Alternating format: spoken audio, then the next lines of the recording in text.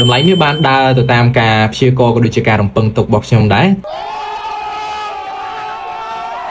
តាំងពីកាលពីម្សិលមករហូតមកដល់ថ្ងៃនេះបងប្អូនទាំងគ្នាគឺកាលពីថ្ងៃម្សិលគឺតម្លៃមាសបានធ្វើការកើនឡើងហើយខ្ញុំក៏មានផែនការសម្រាប់បងប្អូននៅក្នុង channel VIP របស់ខ្ញុំគឺត្រៀមនៅក្នុងការចូលលក់មាសគឺនៅតម្លៃ4570ទៅ4580ដុល្លារនៅក្នុង1អោនក៏ដូចជាតម្លៃមាសបានឡើងដល់តម្លៃ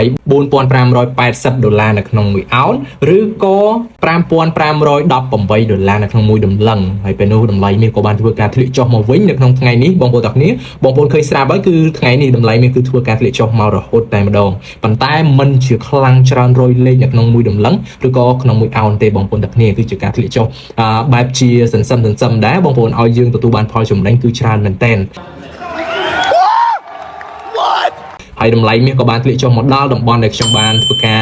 រៀបឲ្យបងប្អូននៅក្នុង channel VIP របស់ខ្ញុំដូចគ្នាដែរគឺត្រៀមនៅក្នុងការទិញមាសនៅក្នុងតម្លៃ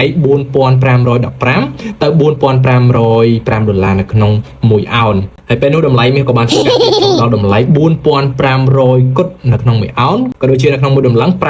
5421ដុល្លារផងដែរហើយតម្លៃមាសក៏ធ្វើការហក់ឡើងជាកំហុកឲ្យចំណេញ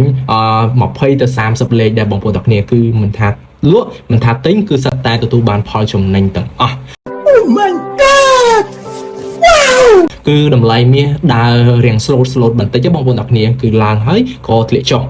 ខ្ញុំនិយាយត្រឡប់ទៅខាងដើមវិញហេតុអ្វីបានខ្ញុំរំពឹងថាឬក៏ព្យាករណ៍ថាតម្លៃមាសអាចនឹងចុះក៏ដោយសារតែតម្លៃមាសគឺបើផ្សារព្រឹកថ្ងៃច័ន្ទគឺហក់ឡើងភ្លាមបងប្អូនទាំងគ្នាឃើញ gap ហ្នឹងគឺហក់ឡើងភ្លាមតែម្ដងគឺឡើងទៅដល់តម្លៃនេះហើយក៏បានខ្ញុំមើលឃើញថាជា resistance មួយដែលអាចធ្វើការលក់បានចឹងហើយខ្ញុំក៏បានរៀបចំឲ្យបងប្អូននៅក្នុង channel VIP របស់ខ្ញុំគឺត្រៀមនៅក្នុងការលក់នៅក្នុងតម្លៃនេះផងដែរហើយពេលនោះតម្លៃមាសក៏បានឡើងទៅដល់ក៏ធ្វើឲ្យយើងបានផលចំណេញច្រើនគួរសមដែរហើយខ្ញុំគិតថាតម្លៃមាសនឹងមិនបន្តទៅទៀតទេក៏ដោយសារតែ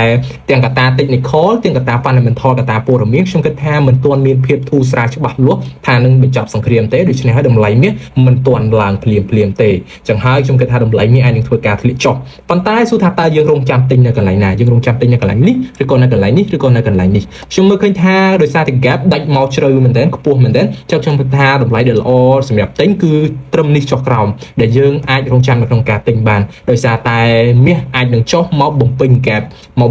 ដែលដាច់ហ្នឹងហើយឲ្យយើងយកផលចំណេញបានខ្លះផងដែរអញ្ចឹងសរុបមកវិញគឺតម្លៃមាសបានដើរតាមការព្យាករណ៍ក៏ដូចជាការមើលឃើញរបស់ខ្ញុំហើយឲ្យបងប្អូននៅក្នុង channel VIP របស់ខ្ញុំគឺបានផលចំណេញច្រើនគួរសមដែរបងប្អូនទាំងគ្នាសម្រាប់ការគិតរបស់បងប្អូនវិញថាតើតម្លៃមាសអាចនឹងបន្តធ្លាក់ចុះតទៅទៀតទេដោយសារតែបច្ចុប្បន្នគឺធ្លាក់ចុះត្រឹម support ដែរបងប្អូនទាំងគ្នាអញ្ចឹងបងប្អូនគិតយ៉ាងណាដែរថានឹងធ្លាក់ចុះបន្តទៀតឬក៏អាចនឹងធ្វើការឡើងទៅវិញហើយរត់នៅក្នុងចន្លោះនៅក្នុងសប្តាហ៍នេះផងដែរចង់បងប្អូនអាចធ្វើការ comment បានក៏ជាសម្រាប់បងប្អូនដែលចង់បើកគណនីទិញលក់មាសស្រស់ក៏ដូចជាទិញលក់មាសជាប្រចាំថ្ងៃបងប្អូនអាចធ្វើការបើកគណនីតាមរយៈខ្ញុំបានហើយសម្រាប់បងប្អូនដែលចង់ទទួលបានការអាប់ដេតឬក៏ទទួលបានតម្លៃហាងឆេងមាសជាប្រចាំថ្ងៃបងប្អូនអាច join នៅក្នុង channel Telegram ក៏ដូចជា follow page Facebook ផ្លូវការរបស់ខ្ញុំបានផងដែរ